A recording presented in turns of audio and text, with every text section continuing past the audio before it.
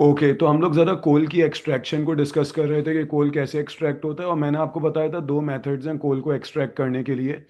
एक open cast mining है जिसको हम सरफेस माइनिंग भी कहते हैं। और ये यूज़ होता है लो क्वालिटी कोल को, लिग्नाइट को एक्सट्रैक्ट करने के लिए, क्योंकि जो लिग्नाइट है या पुअर क्वालिटी कोल है, it is found near the earth surface. ये अर्थ की सरफेस के करीब होता है, तो इसको आसानी से ओपन कास्ट माइनिंग या सरफेस माइनिंग के थ्रू एक्सट्रैक्ट कर लिया जाता है। इसके लिए ज़्यादा डिगिंग करने की ज़रूरत नहीं पड़ती। अच्छा, दूसरा जो तरीका है कोल की माइनिंग का, वो है हमारे पास अंडरग्राउंड माइनिंग। अंडरग्राउंड माइनिंग के मेथड को अगर तुम देखो, इसमें क्या होता है, coal is present deep underground. Mineral बहुत डीप अंडरग्राउंड होता है, जैसे बिट्यूमिनस और लिग्नाइट, और इसके लिए हमें एक्सटेंसिव डिगिंग करनी पड़ती है, एक्सटेंसिव डिगिंग। ठीक है। अच्छा, अब ये जो अंडरग्राउंड माइनिंग है ना, ये दो टाइप्स की है, एडिट और शाफ्ट माइनिंग। वो मैं आप लोगों को पढ़ाऊंगा मिनरल रिसोर्सेज के चैप्टर में। कि ठीक है, अंडरग्राउंड माइनिंग में फर्दर दो कैटेगरीज हैं, अभी समझ लो अगर समझना चाहो तो। अगर अभी आप लोग को समझ में आ जाए तो मैं अंडरग्राउंड माइनिंग के दो तरीके बता दूं आप लोगों को। एक आपके पास तरीका है, एक मिनट दिएगा आप लोग मुझे प्लीज। हमारे पास असल में यहाँ पे थोड़ा स्पेस नहीं है।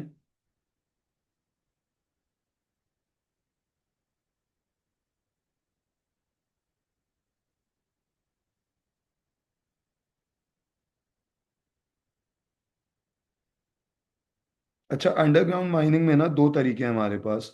वो दो तरीके कौन से, मैंने एक पे लिखा है ए और एक पे लिखा है बी। ये जो ए है, ए, ये आपको नजर आ रही है हॉरिजॉन्टल माइनिंग, हॉरिजॉन्टल। जब भी हॉरिजॉन्टल तुम्हें पास्ट पेपर में कोई डायग्राम में माइनिंग दी हुई हो हॉरिजॉन्टल, इसको हम कहते हैं एडिट माइनिंग, एडिट, साइडवेज। सही है, तो ये एडिट माइनिंग कहलाती है। सिर्फ समझाने के लिए, अगर पास्ट पेपर में कभी आपको ऐसा सवाल दे दिया जाए, आया हुआ एक दफ़ा, कि अगर आपको हॉरिजॉन्टल माइन दिया हुआ है, जैसे तुम लोग मैथ्स करते हो ना, मैथ्स में तुम्हारे पास जो एक्स एक्सिस होता है, एक्स एक्सिस हॉरिजॉन्टल होता है। तो हॉरिजॉन्टल अगर कोई माइन तुम्हें बना के दिया हुआ है तो वो एडिट माइनिंग होगी, एडिट माइनिंग। और अगर तुम्हें कोई वर्टिकल माइन बना के दिया हुआ है, वर्टिकल, जैसे वाई एक्सिस होता है वर्टिकल, तो ये शाफ्ट माइनिंग कहलाती है, शाफ्ट। इधर जो तुम्हें नजर आ रहा है माइन, ये वाला जो तुम्हें माइन नजर आ रहा है, ये कौन सा माइन है? आप लोग को जो पिक्चर में माइन नजर आ रहा है अंडरग्राउंड माइनिंग में, ये तुम्हारे पास एडिट माइन है या शाफ्ट माइन है? जहाँ पे मैंने लाइन बनाई है, एरो बनाया है, ये तुम लोग मुझे बता सकते हो ये कौन सा माइन है? जहाँ पे मैंने एरो बनाया है भाई, ये शाफ्ट माइन है या एडिट माइन है? जल्दी से बताओ मुझे।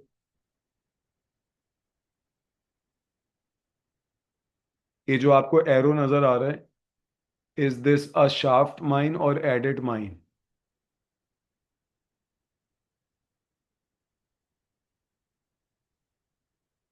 बेटा, आप लोगों को आवाज आ रही है मेरी?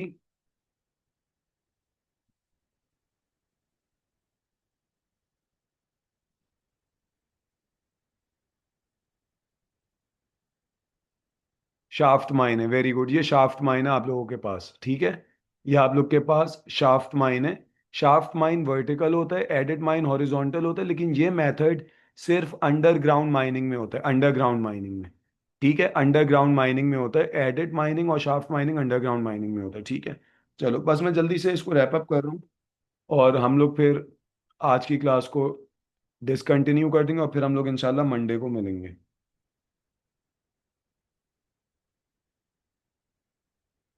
अच्छा, अब तुम्हें एक चीज और नजर आ रही है, यूजेस ऑफ कोल, कोल के यूजेस। एग्जामिनर तुमसे ये पूछता है कि कोल के यूजेस बता दो। पाकिस्तान में जो कोल का सबसे इंपॉर्टेंट यूज है वो ब्रिक किन इंडस्ट्री है, brick kiln industry. Coal is use as a fuel, coal use होता है as a fuel for baking, baking bricks. ये जो ब्रिक्स बनती है ना घरों में, जो ब्रिक्स आती हैं।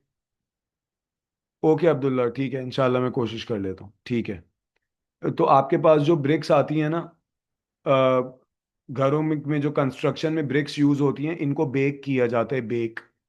जैसे आपने देखा होगा अवन के अंदर बिस्किट्स बेक होते हैं, केक्स बेक होते हैं, उसी तरीके से ब्रिक्स बेक होती हैं। बड़ी अजीब सी बात है लेकिन है। जैसे अवन के अंदर बिस्किट्स बेक होते हैं, उसी तरीके से ब्रिक्स भी बेक होती हैं, लेकिन उनके जिस जगह पे वो बेक होती हैं उसको अवन नहीं कहा जाता, उसको किन कहा जाता है, KILNS। सही है। तो ब्रिक्स की बेकिंग में कोल यूज होता है एज अ फ्यूल, कोल को बर्न किया जाता है, और कोल को बर्न करके जो कंस्ट्रक्शन ब्रिक्स हैं उसको बेक किया जाता है। तो सबसे ज्यादा कोल ब्रिक किन इंडस्ट्री में यूज होता है, ब्रिक किन्स में, ठीक है। दूसरा कोल और कहाँ यूज होता है, सीमेंट इंडस्ट्री में यूज होता है, ये आपको पता होना चाहिए। थर्मल पावर स्टेशंस में यूज होता है टू प्रोड्यूस इलेक्ट्रिसिटी।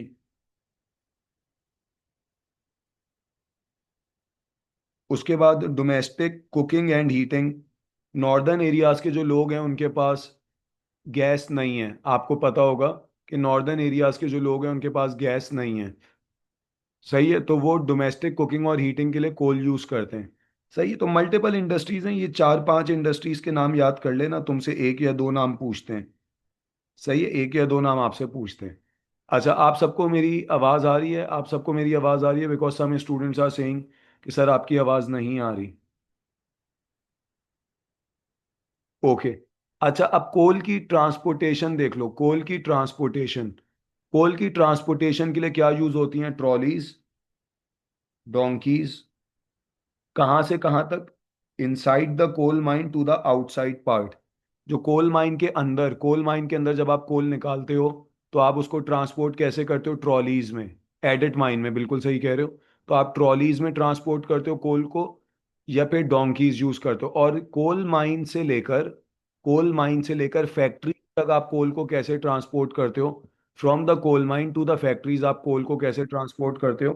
ट्रक्स में और रेलवेज में। सही है। तो आप इस तरीके से कोल को ट्रांसपोर्ट करते हो टू द इंडस्ट्रीज। तो हम जब बात करते हैं कि कोल को माइन से माइन से फैक्ट्रीज तक कैसे ट्रांसपोर्ट किया जाता है, from the coal mine to the factories, तो उसके लिए तुम्हें ये बात याद रखनी है कि कोल माइन से लेकर फैक्ट्रीज तक कोल को ट्रांसपोर्ट किया जाता है ट्रक्स में और रेलवेज के थ्रू। सही है। आई होप ये बात आप लोग को समझ में आ गई होगी। अच्छा, अब एक आखिरी पार्ट है, पाकिस्तान में कोल कहाँ कहाँ पे मौजूद है, पाया जाता है। तो आपको नजर आ रहा है दो मेजर प्रोविंसेस हैं जहाँ पे कोल पाकिस्तान में एक्सट्रैक्ट होता है। मेजर दो प्रोविंसेस हैं जहाँ पे कोल एक्सट्रैक्ट होता है, और आपको ये याद रखना है। सिंध में और बलूचिस्तान में। सिंध में जो कोल एक्सट्रैक्ट होता है जिस जगह पे, उसको हम कहते हैं lower Sindh coal field. Sindh में कोल एक्सट्रैक्ट होता है जिस जगह पे, उसको हम कहते हैं लोअर सिंध कोल फील्ड।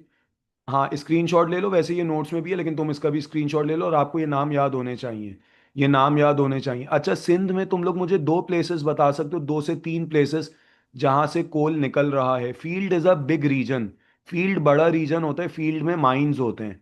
याद रखना, lower Sindh coal field is a large region, और इसके अंदर कुछ माइंस हैं, माइंस बने हुए हैं। तो तुम लोग मुझे 3 माइंस के नाम बता सकते हो by looking at the screen. तुम्हें राइट साइड पे तुम्हें कोल फील्ड्स के और माइंस के नाम नजर आ रहे हैं ब्लू कलर में।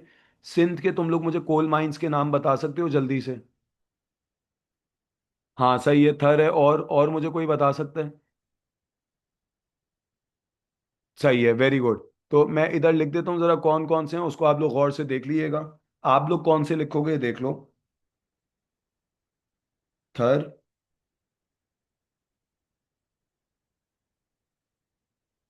झिम्पीर,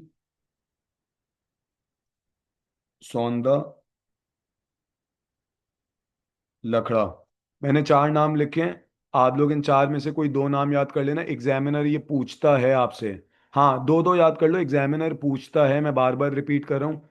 एग्जामिनर तुमसे फील्ड का नाम भी पूछेगा, लेबल करके फील्ड का नाम बता दो, और इसके माइन के नाम बता दो, ये दोनों चीज़ें पूछते हैं। अच्छा, बलूचिस्तान की फील्ड का नाम क्या है? जो बलूचिस्तान में कोल फील्ड है उसका मुझे नाम बताओ। बलूचिस्तान में जो कोल फील्ड है उसका मुझे नाम बताओ जल्दी से, कोल फील्ड का नाम बताओ पहले।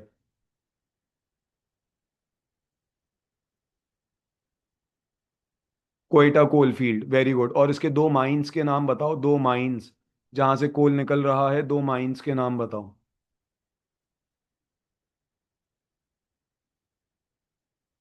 जल्दी से 2 माइंस के नाम बताओ। रेड से लिखे हुए नजर आ रहे होंगे। बेटा राइट साइड पे देखो, तुम्हें रेड से लिखे हुए नजर आ रहे होंगे।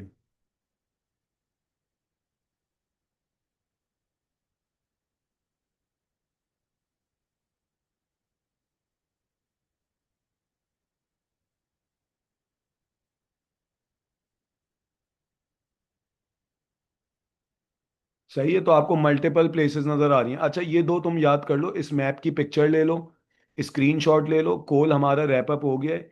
एक मैं आपके साथ सिर्फ चीज़ शेयर कर रहा हूँ, वो मैं पढ़ा चुका हूँ, उसका सिर्फ एक स्क्रीनशॉट ले लेना। 6 नंबर का सवाल कैसे अटेम्प्ट करेंगे वो मैं आपको इंशाल्लाह सिखाऊंगा। अभी सिर्फ स्क्रीनशॉट ले लो, ये मैं आपको करवा चुका हूँ।